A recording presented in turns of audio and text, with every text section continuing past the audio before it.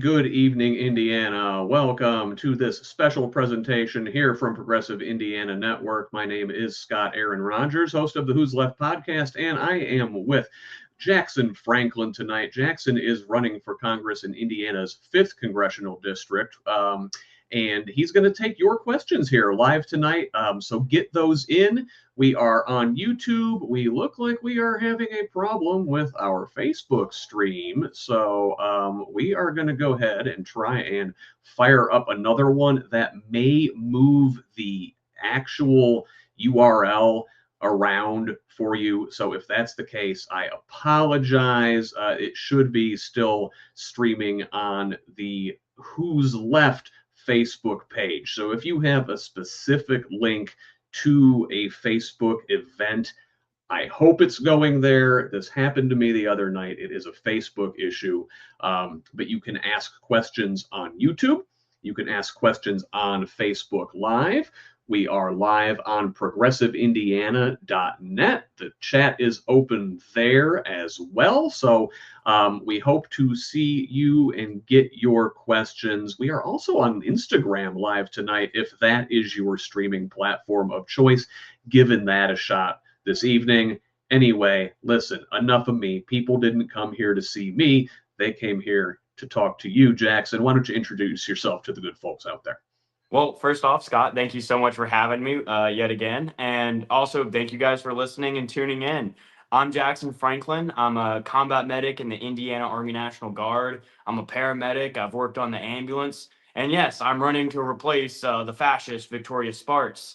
I've been called younger, angrier Bernie Sanders of Indiana, grassroots progressive campaign, fighting for things like Medicare for all, getting money out of politics, abolish ICE, and many of the progressive platforms and policies that you'd expect at the moment of fighting back against fascism. In the fight for democracy and fascism, we're not meeting them halfway. We are fighting for democracy unapologetically, and that's why I'm excited about this race. We're very optimistic. We have a revolutionary optimism and love going on throughout this campaign, so we are quite hopeful going forward. And again, asking for questions out there on YouTube, on Facebook Live, on progressiveindiana.net, wherever you're at. Get those in, queue them up, and hopefully we can get to everybody on that's in the chat tonight. But if not, thank you anyway. We really appreciate you being here with us and viewing us tonight. I understand, Jackson, while we're still waiting for folks to get in and get settled, that you had an in-person town hall in Kokomo today, and it was a great time. Do you want to talk about that a little bit? Maybe talk about what was the best question you got today? Right. So at this point, we've almost had a town hall in almost twice in all 6 counties of the district. Keep in mind, Victoria Sparks has only had 2, and that was last year. So we're almost at 12. Actually, we're at more than 12, but we're almost at at least 2 in all 6 counties. So today we were in Kokomo. Great town hall. We had about, I want to say, like 20-ish people or so. And then great questions asking about, healthcare, immigration, ICE, money in politics, all the things you'd expect out of a good progressive crowd, strong Democrats and UAW workers, former Army vets or, current Army vets.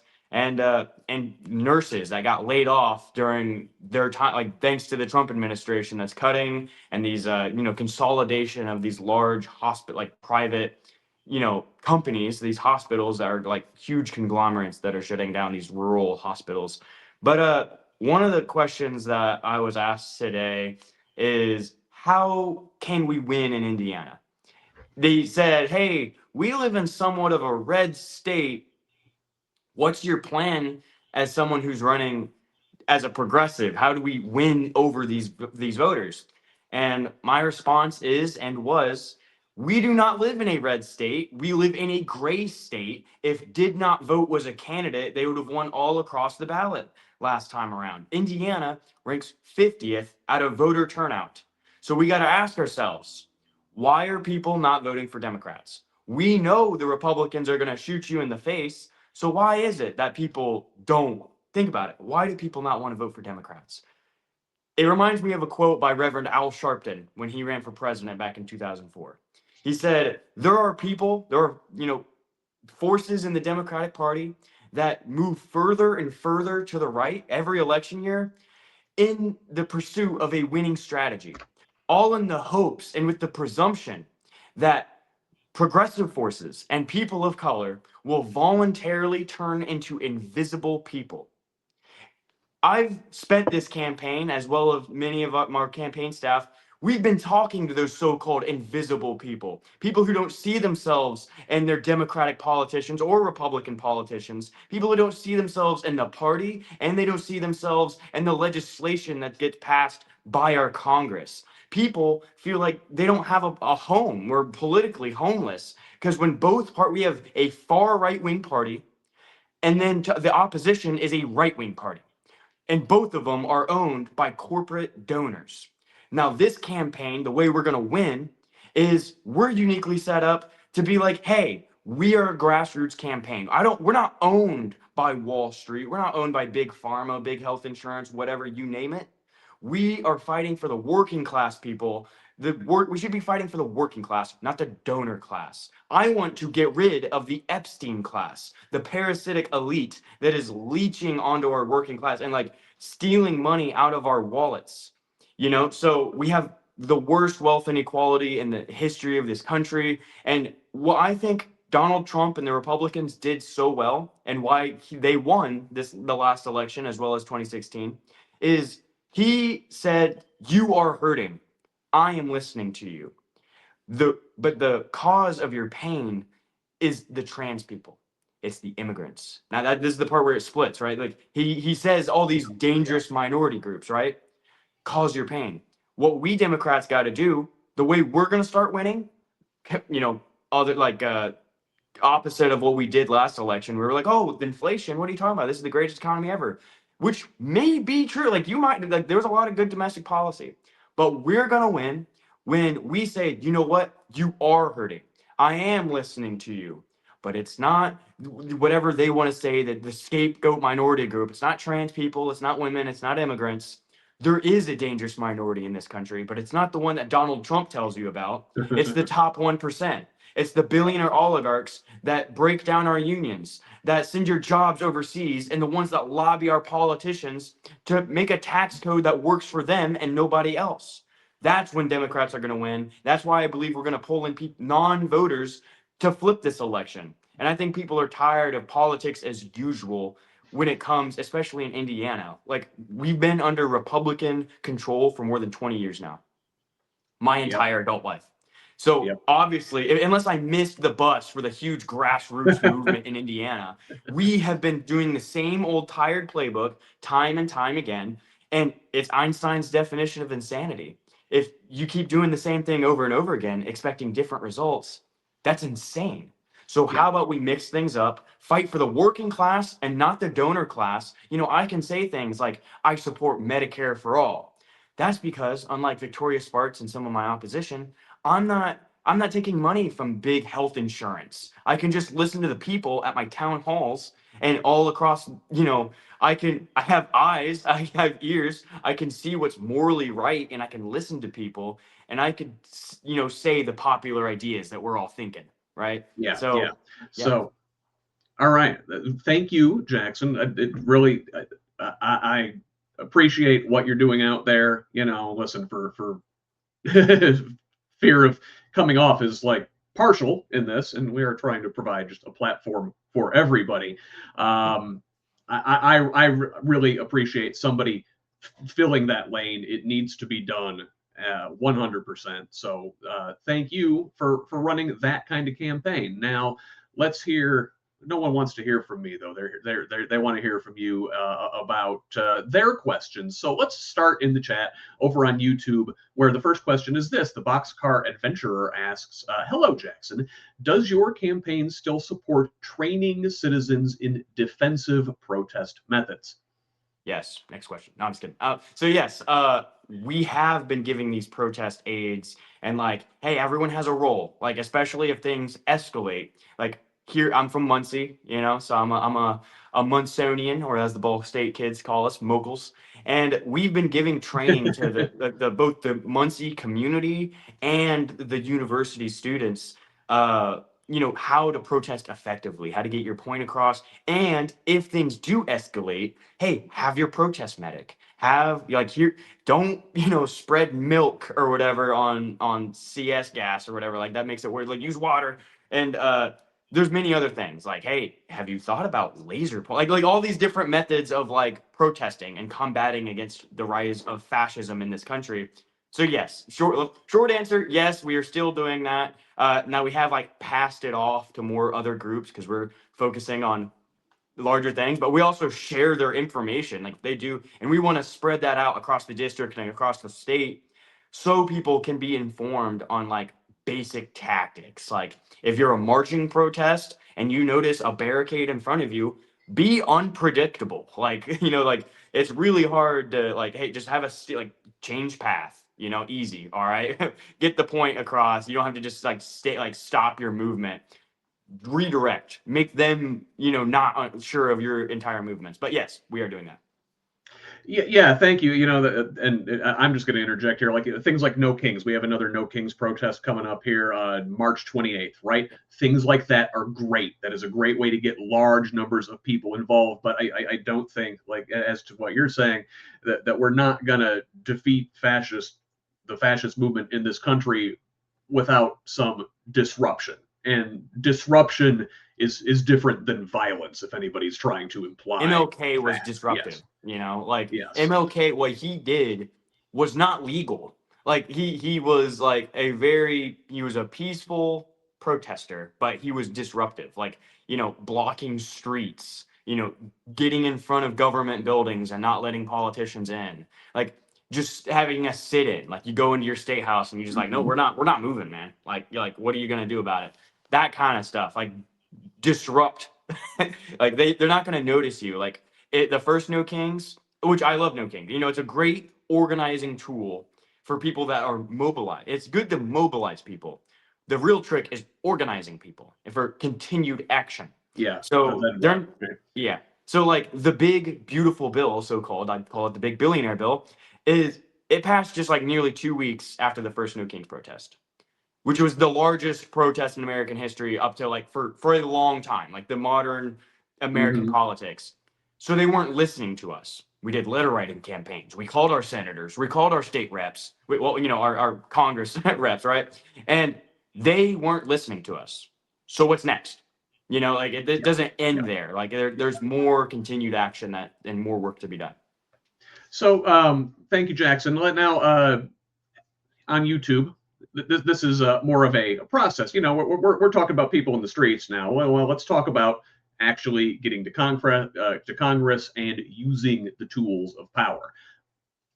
On YouTube, MX The Light says, when, not if, Dems take control of Congress and the White House, would you like to see statehood granted to Washington, D.C. and Puerto Rico? 100%, absolutely. I think, well, actually, I would think we have a vote on it, like a referendum, because like if Puerto Rico, like I do not believe in colonialism. I do not believe in imperialism. If Puerto Rico chooses statehood, let them be a state. If they want to be independent, like I don't care. Like I wish the best for them. Let's be partners. To make a cohesive Yes. partnership. But like, yeah, and obviously the Republicans, they're racist. They don't want two Hispanic senators from Puerto Rico, and in DC. So like, if they got statehood, think about the Senate. But like, the Senate is just so rigged already because it's like not population. Like, you can control a majority of the Senate with just 16% of the population of America. Yes. That's a Yes. majority. So like you got what Wyoming, Alaska, Idaho, Montana, like all these like tiny states that have -3 people in them, and then you can stack them up. You stack them up with like New York, Pennsylvania, Michigan, California, and it's like, yeah, the House of Representatives. Yeah, so yeah, 100%. I think that we should not have like territories anymore. I think they should either be a state, I mean, if they vote and like actually we we all came together in a free and fair election, we like the current system now. Okay, weird choice, but you do you, bro. Like, Yes, I yes. don't think that they're gonna do that. I think they've been calling for statehood, and you look at the polls, they've been calling for. There's actually a strong independence movement there, so have a debate and talk about that. So I would have a referendum. So 100%. All right, excellent. Here's another one from the Boxcar Adventurer on YouTube. And they say, what efforts can we take to walk back or undo the steps taken to implement data centers in our communities, protecting our natural resources with an economic focus on Hoosiers having real jobs? So I am against data centers, hot take, but I think we need to halt all further construction of data centers, especially in the state of Indiana, until we need to have a like what are these data centers actually doing? They're literally trading your online data to all like these different like they're selling it out and they're destroying the environment along the way. So I think we need to completely halt the construction of any further data center until we can have a renewable process to do that and an online safety bill of rights basically. So like what the EU has, they have protection, like online protections. Like they're not selling your information without your permission. And all it's like the EU, like they have a whole bill of rights. They companies cannot do that. We should build on top of that in America. We don't have anything like that in America. They are just freely trade. Like they don't even have to ask. Barely. Like they like, hey, you accept cookies on this site? Boom. And then we trade it out to freaking Raytheon, Boeing, Lockheed Martin, Palantir, like all the boogeymen. And then so yes, we need to make sure we do that. As far as jobs, hey, I'm a big fan of the Green New Deal. So these data centers are destroying the environment. Every like one chat GPT prompt or whatever, dump out 7 water bottles is somewhere I've seen. But we need to have renewable energy jobs, have Green New Deal all across this country. Think about the New Deal under FDR back in the 30s and 40s. We could employ like hundreds of thousands of young people building these big solar farms, wind farms, hydro, nuclear, like all these things come together.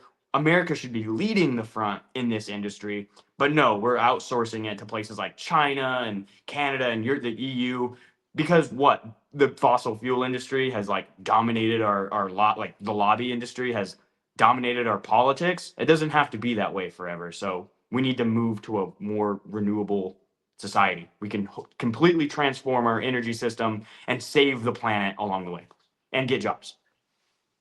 So thank you. Here's one. This is from Civic Impact Network, IN, and I think this might be a subtle dig at one of your primary opponents. It says, are you from District 5? Yes, next question. Yes, I live in Muncie. I've lived in Muncie my whole adult life. Um, yeah, I love the city. We got a lot of work to do. I love the district. And yes, there's actually it's more than just one actually that do not live in the district. Like there's one where they're from Fort Wayne, and there's one that is like in Andre Carson's district. But Yeah. Jackson, real quick, I don't know what happened. This happened to me during my live show this morning, but your mic just got crackly, so you might want to unplug it and plug it back in or something real quick while I filibuster for just a little bit. Is it just me? yeah, I hear it from you. Wait, I don't know. Maybe can the people in the chat, some of whom are good friends, tell us, how does Jackson sound? How do I sound? I think I think Jackson just got super crackly.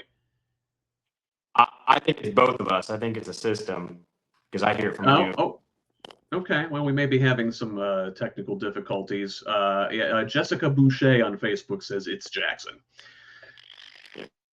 How about now? I don't plug my mic. Yeah, no, that's not great at all. That's even worse.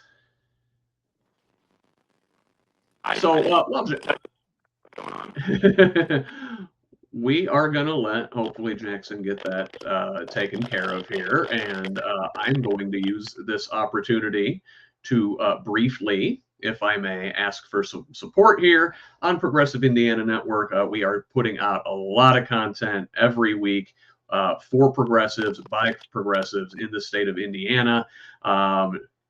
Really trying to pop that right-wing disinformation bubble that we live in. There's hate radio all over the place. Every little town in the state has their own little radio station that plays high school sports, gives you the school closings, and then spends the rest of their time playing hate radio.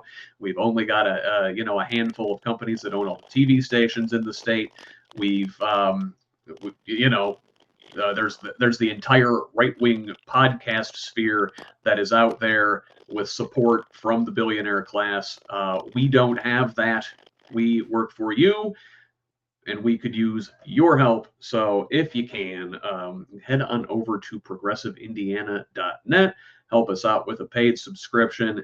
You can sign up for as little as $5 a month. It's $50 for the whole year, so that's a couple months free.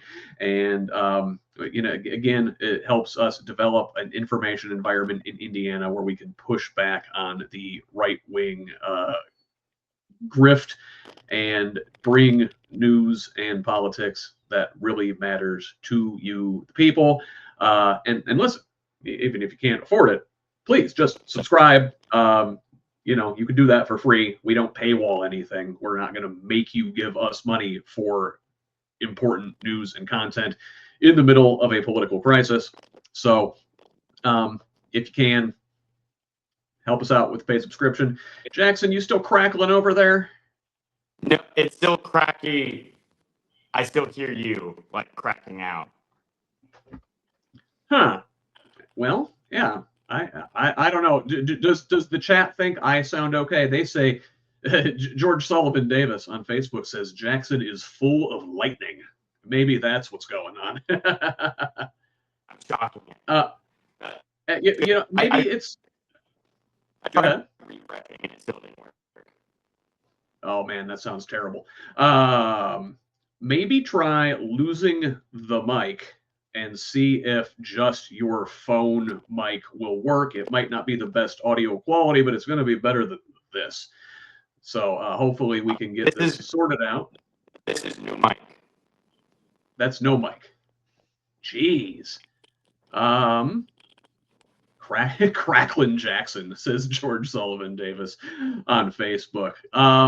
Did you already try leaving the studio and coming back in? Yeah, I'll do that. I refreshed it, so yeah, I kind of did something similar. That sounds bad. And again, I want to check with the folks there on YouTube and Facebook Live there on Non-Progressive Indiana. Do I sound okay? Tell me in the chat if I sound all right. Am I taking crazy pills? Am I wrong here? So you know what? This is the establishment. They don't want Jackson's message to get out. That must be what's going on here. Maybe. Thank you, Terry. Terry tells me my audio's fine. So hopefully we can get Jackson back on here. Whatever's going on, we can get that rectified. And yeah, it could just be a bad internet connection on Jackson's end. Jackson, how do we sound now? It still sounds bad. Oh, and you still sound bad too. Oh, that is disappointing. Well, geez, I don't know how I want to handle this. I will try and filibuster a little longer here, maybe get us to the 30-minute mark, see if we can't get this fixed by then. Are you,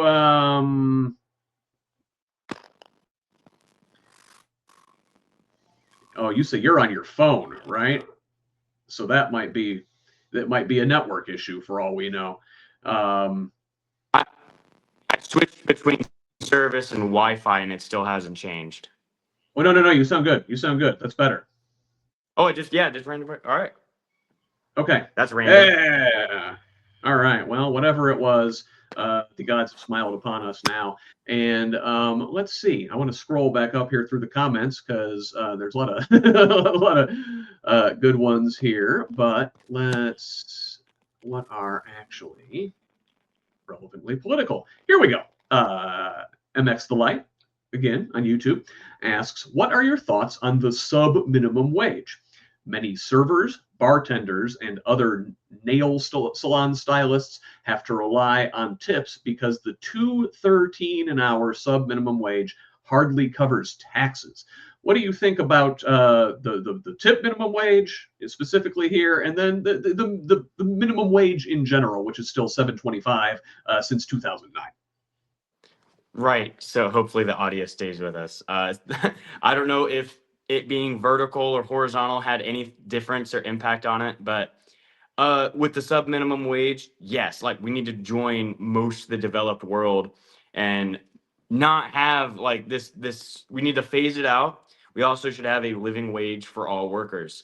We need to make sure like what this campaign is advocating for is to have a $25 minimum wage and have a phase out, through that sub minimum wage, to make it to where they're getting paid at enough to live, to catch it, like have the same, just get rid of it. These employers, they brag about record profits every single year, but then they're not paying their workers. They're like, oh, let's leave it to tip, the tip system. We gotta, if you want to have tips, but on top of that living wage, sure. But like that's at the customer's discretion, I suppose. Here, I'm gonna try to. Yeah, and they don't do that in, say, Europe. Folks that we typically think of as tipped employees here in the United States, like servers or whatnot, they actually get paid a regular salary over there. And I've not been to Europe myself, but I understand if you go as an American and try and leave a tip, they're like, "The hell are you doing? We don't need that. Like, this is a real job. I can make ends meet doing this." So that is a thing we can do here for sure through things like better policy. Now, I guess let me stay on the lines of minimum wage. Like, what should it be? I'm going to have Kyle Rourke from the 9th District here for one of these town halls next Sunday at this time.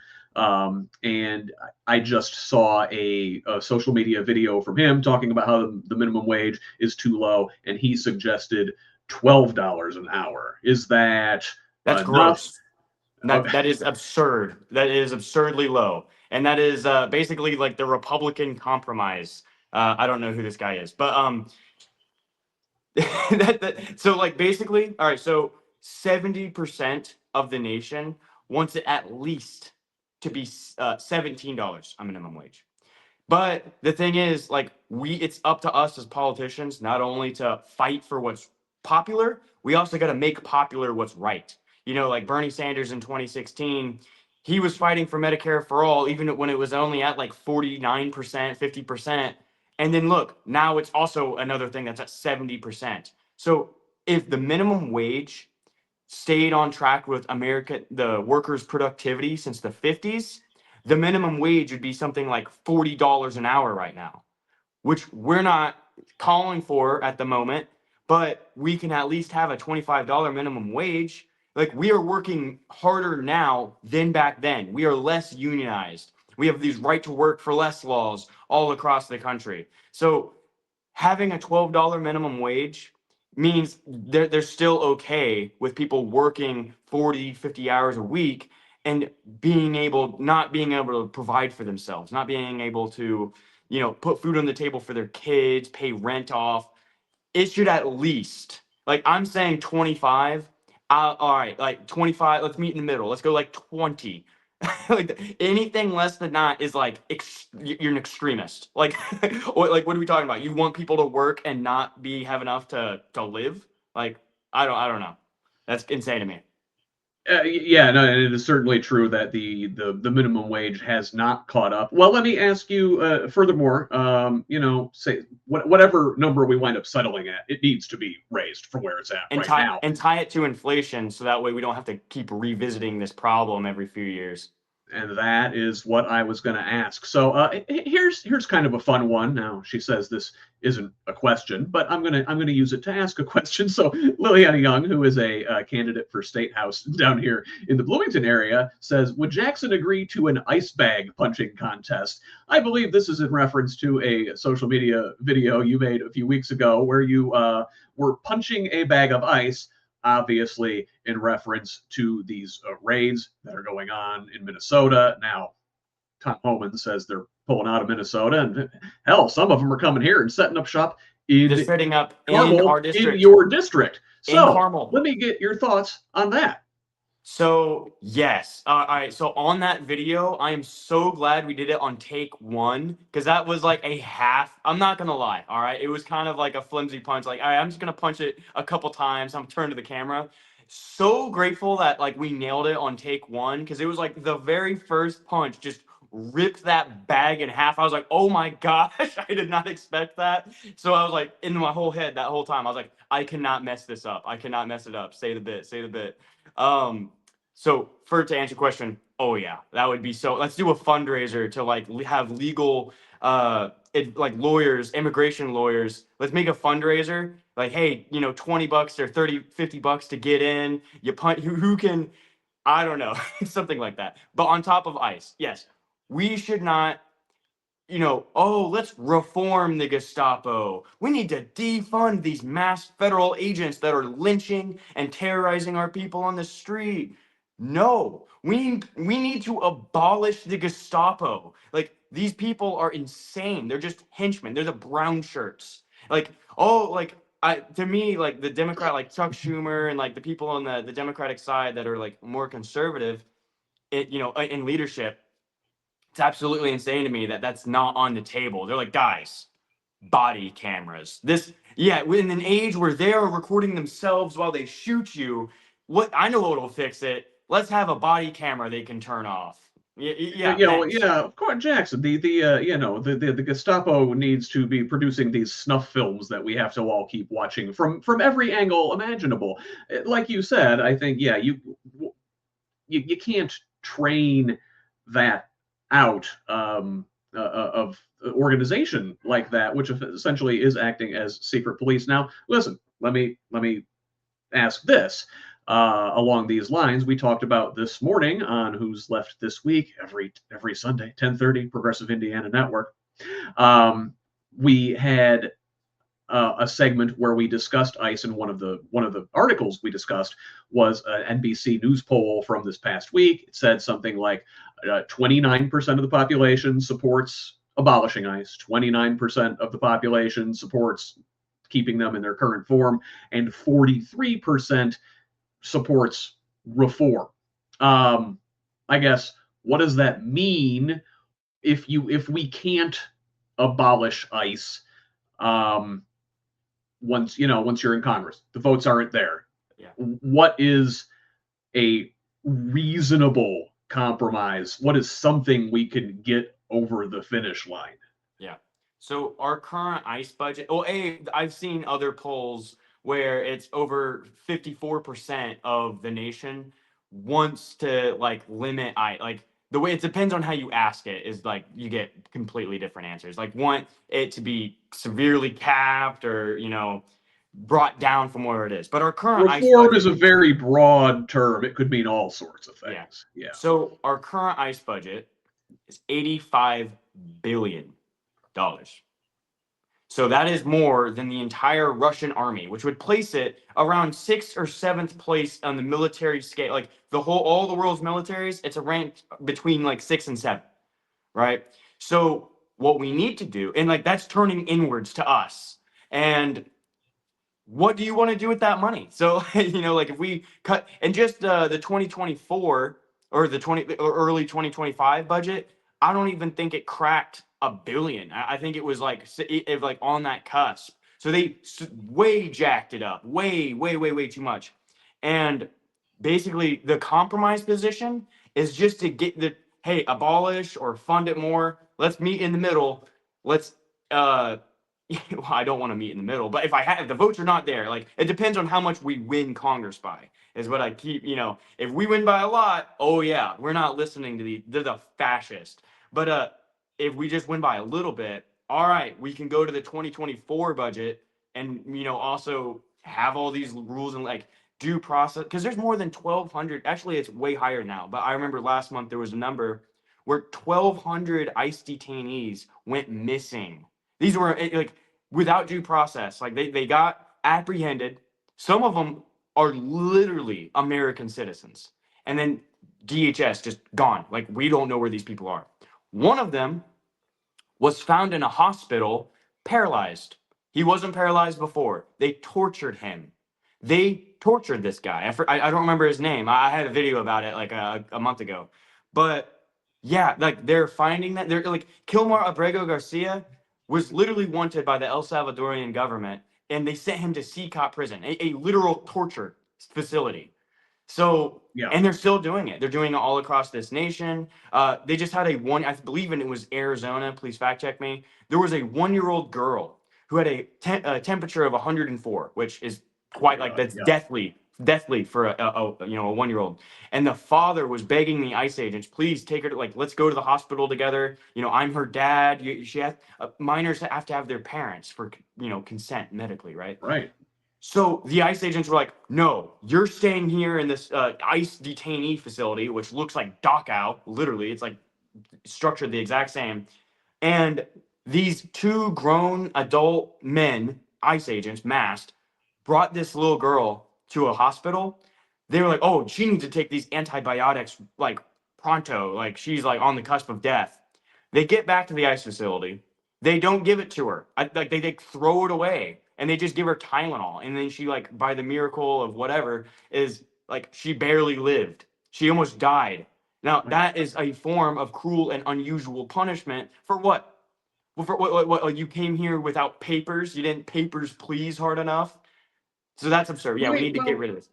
Yeah. Well, okay. So let me ask Jackson. This is something folks talk about. And you mentioned it. A lot of these agents, they have committed crimes. A lot of the Trump administration have committed crimes. If Democrats take back Congress, what are we to do with these folks? I mean, I remember in 2009, after Obama took office, we were talking about what to do with the war criminals who lied us into Iraq. Obama said, we're not going to look back. And the people who did those things never were held accountable. And I think you could trace a straight line from that to the Trump administration getting off for the crimes they committed in the first term and January 6th. Draw the line to now. They're operating with impunity. What do we do? We need to have second Nuremberg trials in this country. The first ones, back after we tried the Nazis, after the Holocaust, and after World War II, massively failed. But we learned the lessons from history. Like, overwhelmingly, most Nazis got away with the Holocaust. That's just an objective fact. We got to make sure in the age of the information age, where everyone has a cell phone and we have the most advanced technology in human history, of course, we can track down these people. We got to make sure that justice is upheld for the martyrs of this Gestapo agency. For Renee Good, for Alex Preddy, for Liam Ramos. So we got to make sure that we uphold the rule of law, and we got to impeach all of these criminals for more ways than just immigration, but like the insurrection. They literally tried to overthrow a democratic election throughout the country. The fact that I don't believe in the death penalty. But big but I would never do that. I would absolutely, because it kills innocent people. But we did hang Nazis. George Washington shot traitors. I don't think that should be there. But on the same instance, am I emotionally understanding the people that are there? Perhaps. So I do think that hey, I don't even believe in I think we should have rehabilitation centers. Not we should get rid of the for-profit prisons and just have what Finland has. It's hey, if you're not ready for society, then you stay here maybe even up to life.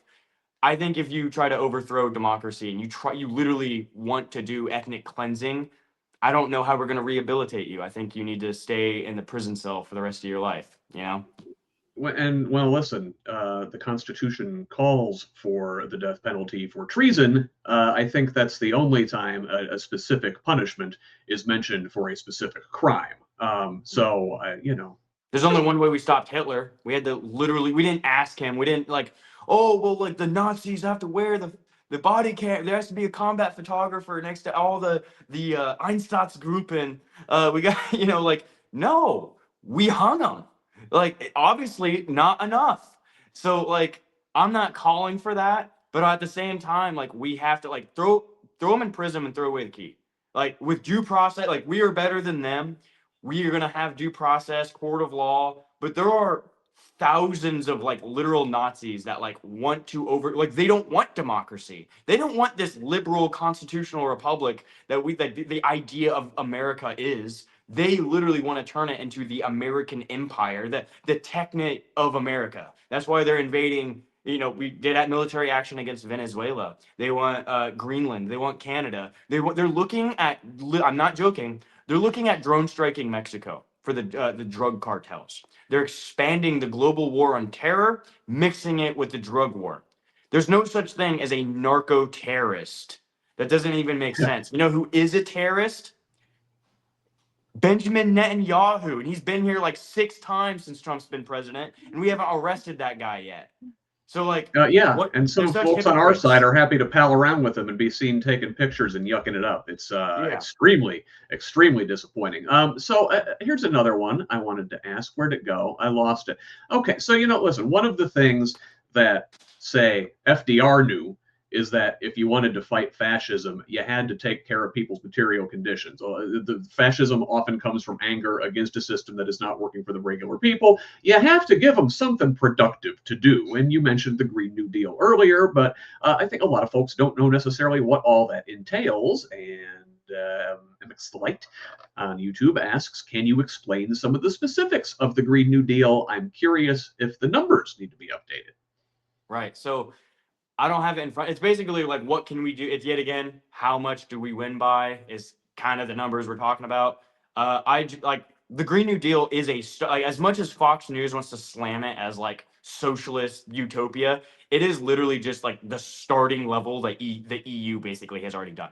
It's like, hey, let's have a carbon tax. Let's have like somewhat of a jobs incentive program to have like bring manufacturing to develop these new technologies.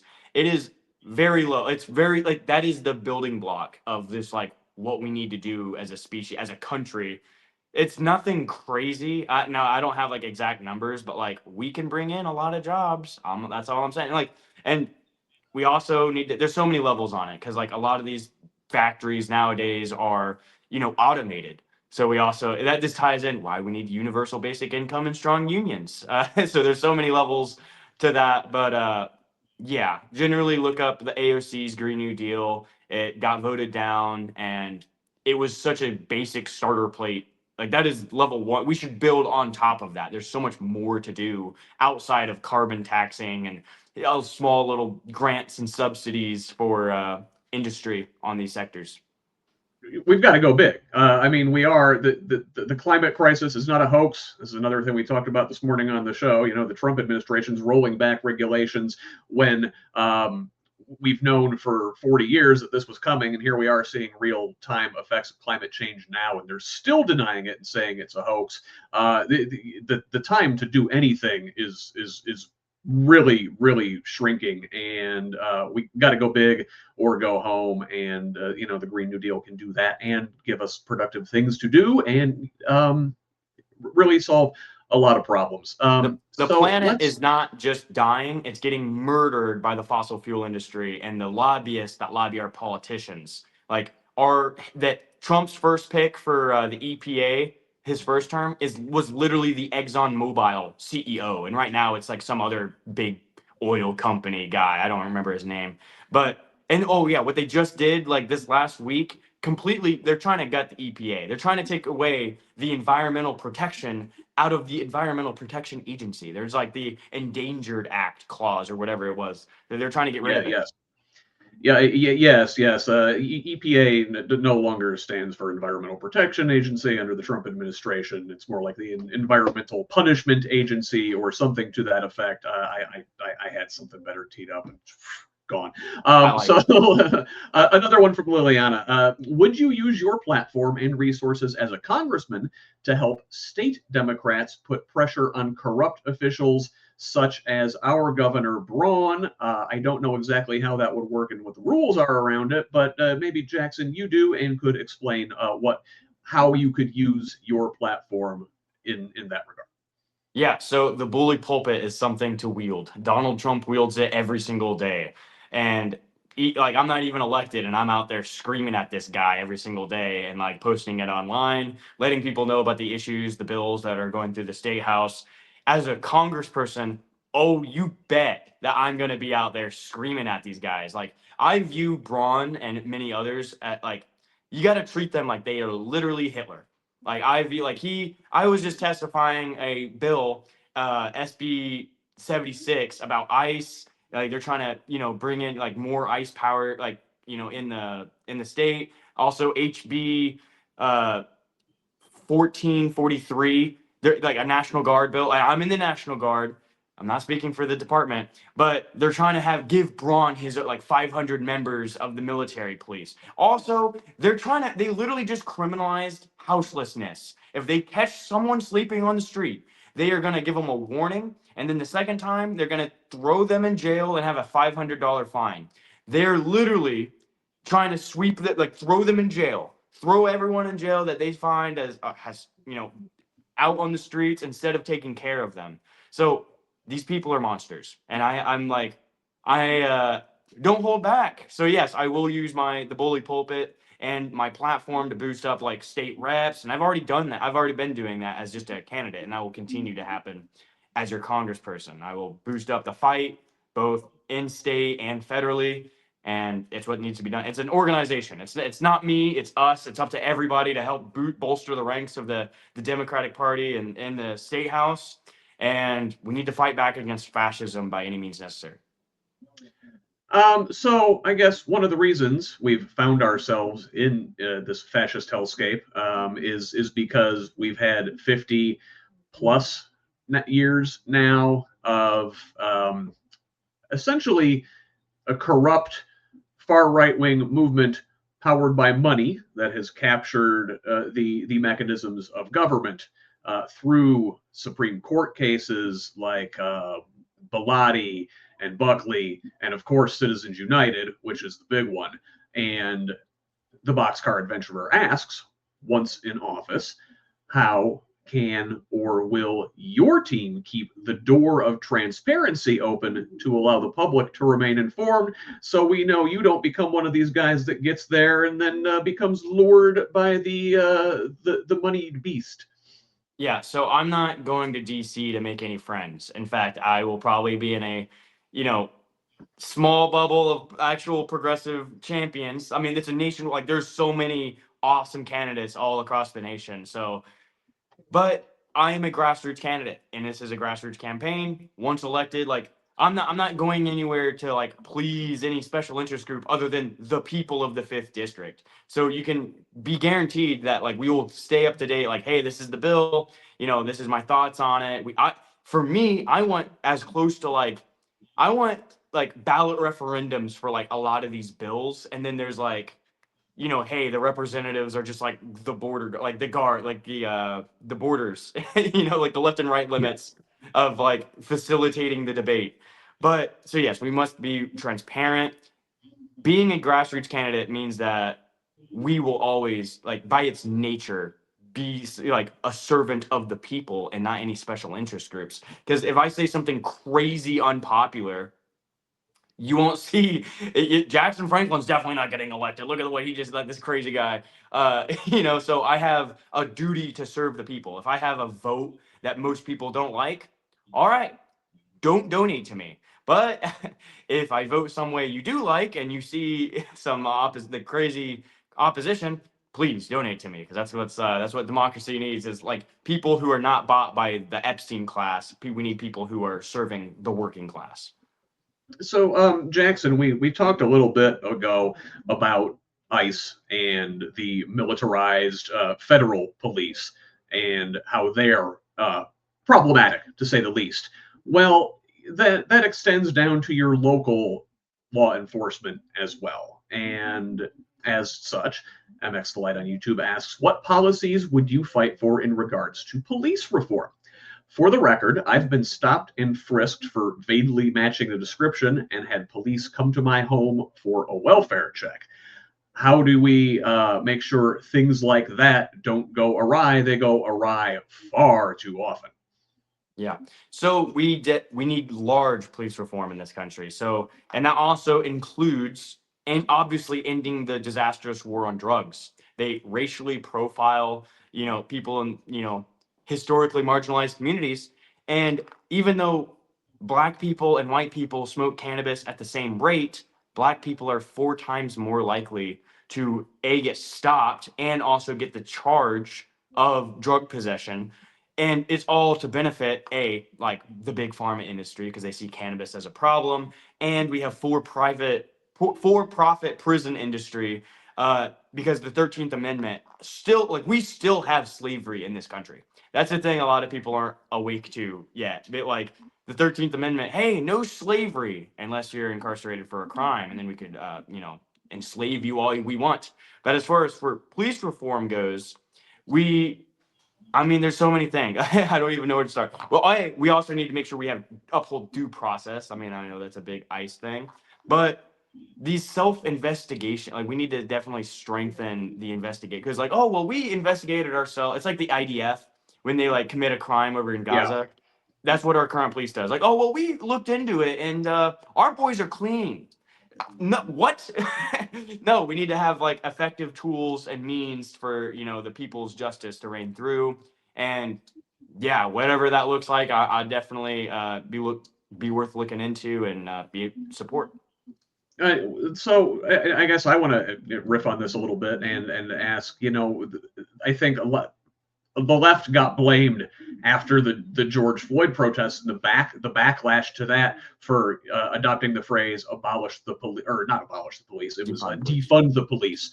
Now we're talking about abolish ICE, and you can hear the quote unquote normie libs shushing us and say, well, don't say those things. What is your stance on that in general? I mean, I think I know where you're going here. Please remind the fresh. chat what year George Floyd happened, and also what election did we win after that?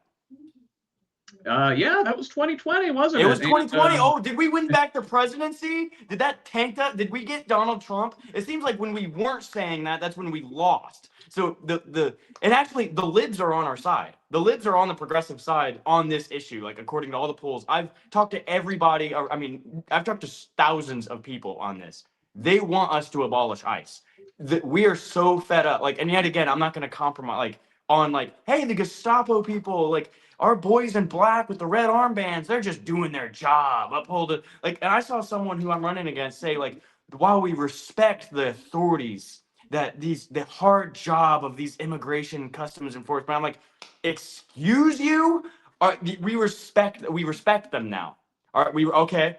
I see you. I screenshotted that. Like, all right, this is going in the history books, buddy. But did we win? We said and guess what? It wasn't like a major Democratic platform. It was like I don't know if any congressperson said it. It was like candidates and activists that said it. And then it was like candidates in like unwinnable areas, I might add. And then maybe like one congressperson. But like on a national platform, it wasn't really said. But the ground game was there. Everyone was talking about it, and then we won. What happens if we lean into it? Like, like, hey, Yeah. the Gestapo is there and they're trying to kill your neighbor and your family. We're against that. Or do you want to be like, guys, I respect their job of like kicking your teeth in and knocking your neighbor upside the head and shooting you in the back of the head. But like, guys, maybe we just let's go to the middle Do it ground. by the books, right? Yeah. People are tired of voting for the lesser of two evils. Why can't we just be good? You love it. You love it. All right, here we go. This is a great username, by the way, on YouTube. Nana Nut Muffin asks, what was your I need to be the one to do this moment that finalized your decision to run? I mean, so I've been in the space for 10 years. I got, Bernie Sanders is right here over my shoulder. He very much encouraged me to you know, he activated me, and as well as many people. And I might also mention in my generation, he activated us. I knew that the system was bad, and he made me realize just how bad we uniquely have it in America. I'm like, oh my gosh, everyone else has universal health care, or paid family leave and time off work, like sick days. Why can't we? So my brother Julian, he looks exactly like me. If you've met him, he was the leading person that said, like, dude, you need to do this, because I mean, after all, there's so many things that built up to this crazy decision that we made, right? Like, it's not just one thing.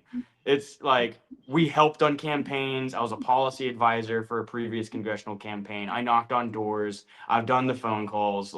But I never thought I was going to be a candidate. But also, like, I got tired of seeing corporate conservative Democrats winning the nomination and then losing. And I'm like, oh my gosh, if you just ran on a popular message, like, it's that goes back to the Einstein quote, like, oh my gosh, how many times are we gonna run right into the iceberg, and just like we can see it from miles away. If we run a corporate conservative Democrat, we are going to lose. And I mentioned, even though there's no questions, I mentioned the genocide a lot in this interview, or this town hall, because listen, we lost last time. In my view, we lost young people for not mentioning the genocide. We got to mention that. All right. So, like, if literally 92% of the Democratic Party, the base, that is, of voters, call it a genocide. Genocide. They're not genocide deniers. And I'm the only candidate in this race that calls it that. I would be so happy to see if someone else did. But at this moment, I'm the only one in the state, the only congressional candidate in the whole state of Indiana that's endorsed by Citizens Against AIPAC. Why is that? It's because I'm very outspoken about this, and that's what it's needed to win. So, sorry, what was the, what was the original? Well, no, it was what was your I need to do this moment, and I think you pretty well. Also, on the angle, I mentioned this a lot. So something that happened years ago is, I transferred people. I'm a paramedic. Back then I was an EMT. Transferred people from the hospital back to their homes to die because they didn't have any health insurance. So, and those were veterans, people who already risked their lives for this country. But it happens to every people from all different backgrounds, except if you're rich. Funny how that works. And I know that 120,000 Americans die every year due to lack of health care. It's not rich and poor equally. It's poor. It's us working people.